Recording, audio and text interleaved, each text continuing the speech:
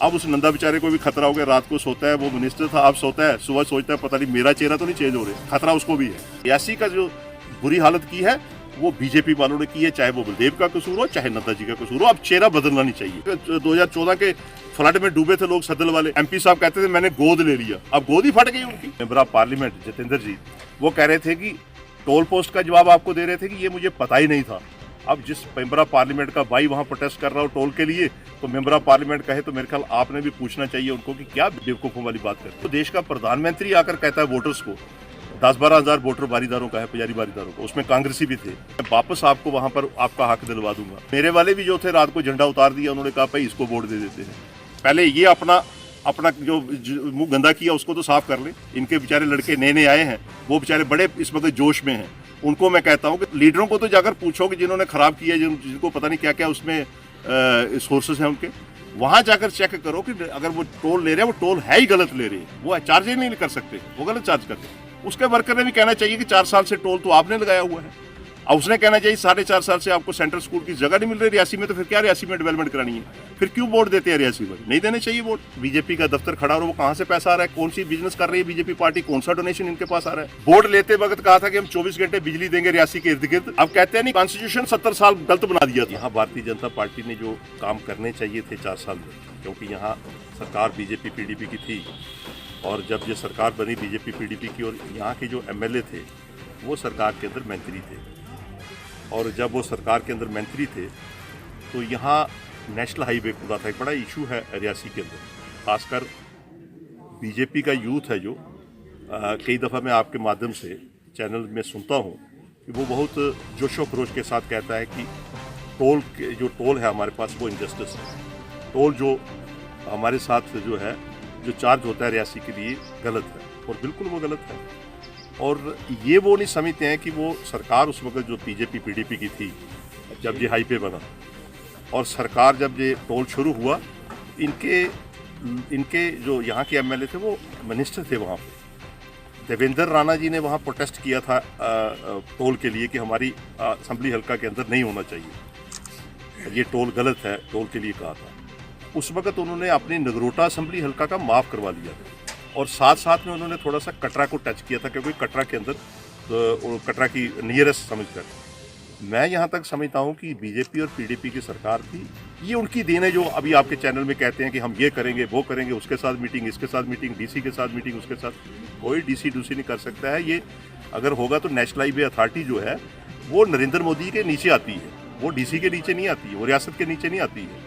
ये बात उस वक्त जिस वक्त ये उभरी थी, मैं कौंसिल में एमएलसी था, तो मैंने ये क्योडी लगाई थी वहाँ असेंबली में, पूछा था हमने सबने, तो इनकी कोलिशन सरकार के अंदर पवन गुप्ता जी एमएलए थे, कभी आप उनसे पूछिए। तब उन्होंने कहा था नहीं ये हमने टोल लगाना ही लगाना है।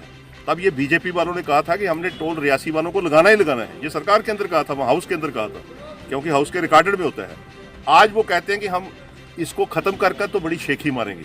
तो मैं आपको यकीन दिलवाता हूँ हम भी फाइट करेंगे उसके लिए, क्योंकि ये चार्जेस गलत है, ये चार्जेस ही गलत है, ये लग ही नहीं सकता इस पर। हम लीगली तरीके से फाइट करेंगे। अगर हमारी यूथ ने आज बात कही है, अगर वो चाहेंगे प्रोटेस्ट करना, तो मैं इनके साथ हूँ। अगर ये नगरोटा में आ जाते हैं वहाँ पर हमारे सारे साथी, तो हम प्रोटेस्ट करेंगे। नंबर 1। नंबर 2, आपको मैं पहले जवाब देता था, क्योंकि आपके चैनल से सुनता रहता हूँ। यहाँ आपकी इनकी कन्वेंशन थी, मेंबर ऑफ पार्लियामेंट आए थे। मेंबर ऑफ पार्लियामेंट ने 4 साल में यहाँ काम ही कुछ नहीं किया। 4.5 साल। नंबर 1, रियासी क्या पूरी पार्लियामेंट में नहीं किया, कोई काम बता दें यहाँ पे। मैं सुन रहा था कि म्यूनसिपलिटी के जो चेयरमैन है रियासी के, उन्होंने कहा जनाब हमें यहाँ रियासी में फंड्स नहीं है। कटरा वालों ने कहा फंड्स नहीं है, भाषण दिया। तो उनको स्टेज के ऊपर मेंबर ऑफ पार्लियामेंट ने कहा ये बातें बाहर करने वाली नहीं है, ये अंदर की बातें हमारे पास नहीं है, हम फंड्स से या काम से डेवलपमेंट से वोट नहीं लेते हैं, हम हिंदू तत्व बोलकर वोट ले लेते हैं, ये उन्होंने स्टेज पे कहा। नंबर 1। नंबर 2, बड़े अफसोस की बात है रियासी, मैं रियासी वालों से भी कहूँगा कि या तो मेरे से कोई गलती हुई थी, या मैं माफ़ी मांग सकता हूँ आपके द्वारा कोई रियासी वालों से कि भाई मुझे माफ़ कर दो। रियासी हमें डेवलपमेंट चाहिए। जब मैं 2002 से 2008 तक एमएलए रहा, हमने 2006 में डिस्ट्रिक्ट अनाउंस की, और 2008 को हमारी सरकार की दूसरी इलेक्शन आ रही है। 2.5 साल के अंदर हमने सारी कंस्ट्रक्शनें शुरू करवा दी। जगह कहाँ से आई? आज बड़े अफसोस की बात है, आपके माध्यम से एक दिन वो कह रहे थे, अपना मेंबर ऑफ पार्लियामेंट जितेंद्र जी, वो कह रहे थे कि टोल पोस्ट का जवाब आपको दे रहे थे कि ये मुझे पता ही नहीं था। अब जिस मेंबर ऑफ पार्लियामेंट का भाई वहाँ प्रोटेस्ट कर रहा हो टोल के लिए, तो मेंबर ऑफ पार्लियामेंट कहे तो मेरे ख्याल आपने भी पूछना चाहिए उनको कि क्या बेवकूफ़ों वाली बात करते हैं। हम देश का प्रधानमंत्री आकर कहता है वोटर्स को 10-12 हज़ार वोटर बारीदारों का है, पुजारी बारीदारों का, उसमें कांग्रेसी भी थे, कांग्रेसी के हमारे वोटर्स थे या कांग्रेसी घर थे, झंडे लगाए हुए थे। जब प्राइम मिनिस्टर देश का प्रधानमंत्री कह देता है कि मैं वापस आपको वहाँ पर आपका हक दिलवा दूंगा, तो फिर वो कहते हैं कि यहाँ हम 20 साल से 25 साल से लड़ाई लड़ रहे हैं, वो लड़ाई अगर हम लड़ रहे हैं तो वो हमें कुछ नहीं मिला है, तो वो अगर ये वापस दे रहा है तो मेरे वाले भी जो थे रात को झंडा उतार दिया, उन्होंने कहा भाई इसको वोट दे देते हैं। अब वो कहते हैं, कभी किसी को पूछो, एमएलए को पूछो, कहते हैं जी हम 10 लाख देंगे, 50 लाख देंगे, हम ऐसे कर देंगे, वैसे कर देंगे। ये उनकी डिमांड नहीं थी। प्राइम मिनिस्टर ने ये नहीं कहा कि मैं 50 लाख दूंगा एक फैमिली को। प्राइम मिनिस्टर ने ये कहा था कि मैं उनको वापस उनका हक दिलवा दूंगा, उनको चढ़ावा मिलता था वो दिलवा। अब आप जब इलेक्शन आएगी ना, अब हमारा मैनिफेस्टो पढ़ लेंगे ना, हमने क्या क्या लिखना है उसमें। बहुत सी चीज़ें ऐसे लिखनी है जो इन्होंने नहीं की है, जो इन्होंने खराबियाँ की हैं, उन सबको दुरुस्त करेंगे। जितनी जब से टोल की पोस्ट है, अगर उस वक्त तक ये सॉर्ट आउट नहीं होगा, हम करवाएंगे अपनी पार्टी से। हम इसमें और भी एफर्ट्स करेंगे। पहले ये अपना जो मुंह गंदा किया उसको तो साफ कर ले। इनके बेचारे लड़के नए नए आए हैं, वो बेचारे बड़े इस वक्त जोश में हैं। उनको मैं कहता हूँ कि थोड़ा सा अपने लीडरों को, आप बहुत अच्छे बोलते हैं, बहुत अच्छे, हमारे साथ होने चाहिए ऐसे लड़के, लेकिन उन लीडरों को तो जाकर पूछो कि जिन्होंने खराब किया, जिनको पता नहीं क्या क्या उसमें सोर्सेस हैं उनके, वहाँ जाकर चेक करो कि अगर वो टोल ले रहे हैं, वो टोल है ही गलत ले रहे हैं, वो चार्ज ही नहीं कर सकते, वो गलत चार्ज करते हैं, ये उनको कहें। लेकिन अगर वो इनको जवाब दे, नहीं जी डीसी के पास बैठो, उसके पास बैठो, वो खाली ड्रामा करते हैं। एक दफ़ा मेरा भी टाकरा सामने सामने पार्लियामेंट के साथ हो गया था। दूसरे दिन मुझे कहता तुम बैठ जाओ, मैं बैठ गया। जब 4 बातें कही, कहता नहीं आपने बड़ी खरी खोटी सुना दी।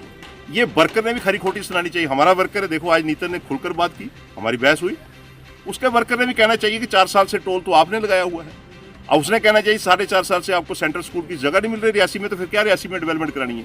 फिर क्यों वोट देते हैं रियासी में? नहीं देने चाहिए वोट, उस वक्त तो वोट चला जाता है। फिर रही बात आपकी, जैसे आपने कहा कि आपको वोट क्यों नहीं मिले, एक तो वो बात आ गई।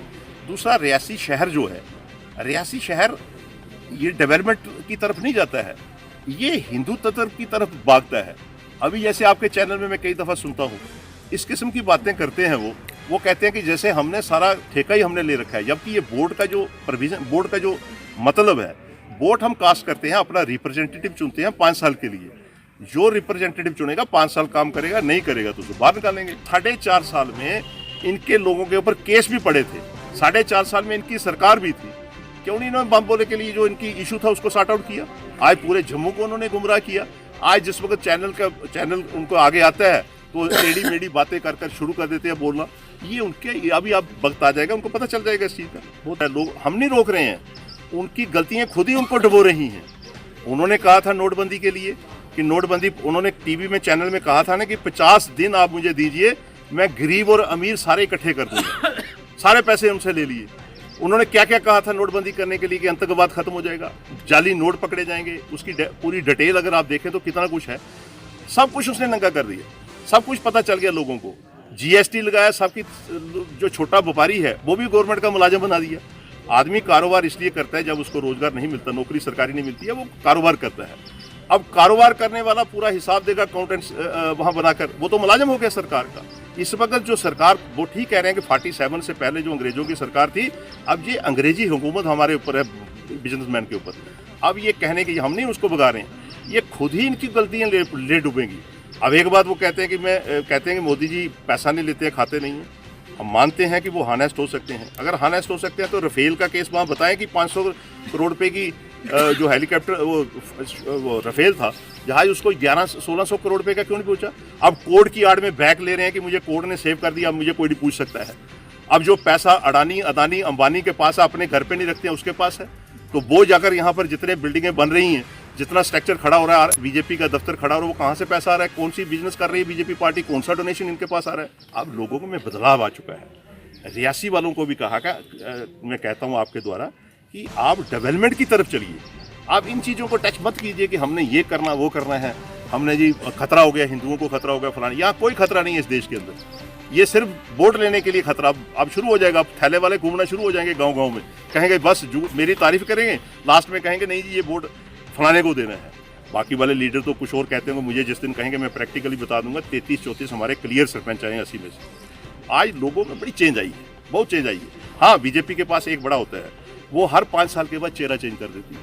पिछले दिन उन्होंने चेहरा चेंज किया, बलदेव जी थे उनके एमएलए, 5 साल के बाद वो कहते हैं जी ये थोड़ी सी इनकी गलती हुई, उनको बाहर निकाल दिया। उन्होंने कहा नंदा जी आ गए। अब उस नंदा बेचारे को भी खतरा हो गया, रात को सोता है, वो मिनिस्टर था, अब सोता है, सुबह सोचता है पता नहीं मेरा चेहरा तो नहीं चेंज हो रहा, खतरा उसको भी है। इसलिए मैं कहूँगा इनको समझाओ थोड़ा सा कि जो बलदेव जी को वोट दिया था वो बीजेपी को वोट था, जो नंदा जी को वोट दिया था वो बीजेपी को वोट था।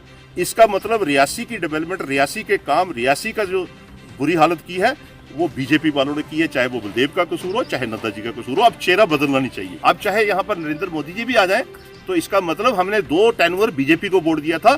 आज रियासी के अंदर एक सेंट्रल स्कूल के लिए हमें जगह नहीं मिल रही है। बोर्ड लेते वक्त कहा था कि हम 24 घंटे बिजली देंगे रियासी के इर्द गिर्द। अब कहते हैं कॉन्स्टिट्यूशन जो है, अब कहते हैं नहीं जो कॉन्स्टिट्यूशन 70 साल गलत बना दिया था। अब भाई 4.5 साल 5 साल 2 महीने के बाद इलेक्शन रह गई। अब कौन सा कॉन्स्टिट्यूशन तुम ढूंढ रहे हो? कौन सा पार्लियामेंट एमपी कॉन्स्टिट्यूशन ढूंढ रहे हैं? उनको पूछो जाकर जो 2014 के फ्लड में डूबे थे लोग सदल वाले, यहाँ पूछो जाकर, वो कहते थे जनाब मैंने, एमपी साहब कहते थे मैंने गोद ले लिया। अब गोद ही फट गई उनकी। वहां जाकर देखो क्या काम किया गोद लेकर उसने, मॉडल विलेज बनाऊंगा। इसलिए मैं कहता हूँ ये सारे झूठे कर। हाँ, इनका वर्कर स्टैंड ये करता है कि जितना मर्जी जुगल किशोर काम कर ले, जितना मर्जी कांग्रेस काम कर ले, हमें टेक्निक है, हम वोट ले सकते हैं। अब माफ़ करना, मैं लोगों से कहूँगा कि अब इनकी टेक्निक में जाओगे तो 12 साल आपने खराब किए, 5 साल 6 साल और खराब।